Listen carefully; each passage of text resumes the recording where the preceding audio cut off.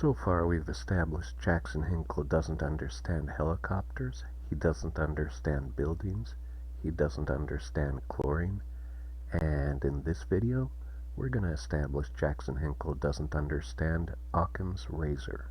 Exactly what is Occam's razor? It's been defined as entities should not be multiplied beyond necessities, or the simplest explanation is usually the best one, or one should select the solution with the fewest assumptions. However, I think the best way to understand it is just intuitively.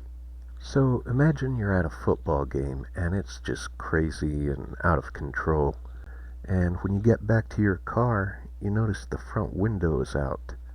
And there's broken glass all over your front seat. And there's also a brick on your front seat. You know, most people would say, well, it looks like someone threw a brick through your window, right?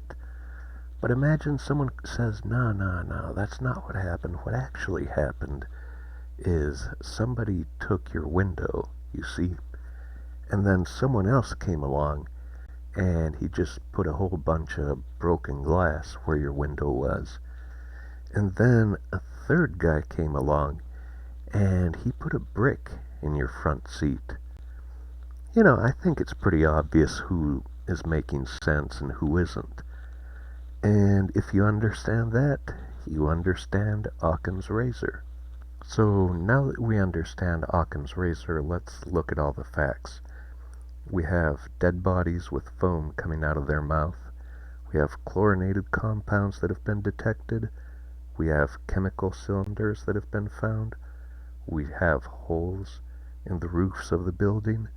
We have testimony of a green cloud, and we have helicopter sightings. So, how do you explain all these facts?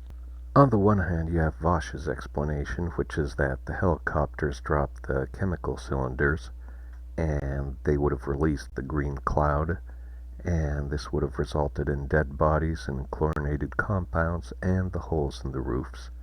Pretty simple and straightforward. On the other hand, Jackson doesn't explain anything other than the hole in the roofs, which he claims were caused by artillery shells, and the chemical cylinders, which he claims were just placed there for some reason. Other than that, he really doesn't explain anything. He just gives discombobulated talking points. He brings up the white helmets.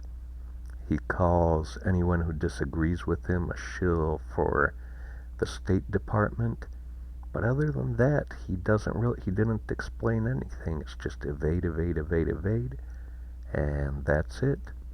Which is why I'm gonna add Occam's razor to the things that Jackson Hinkle doesn't understand.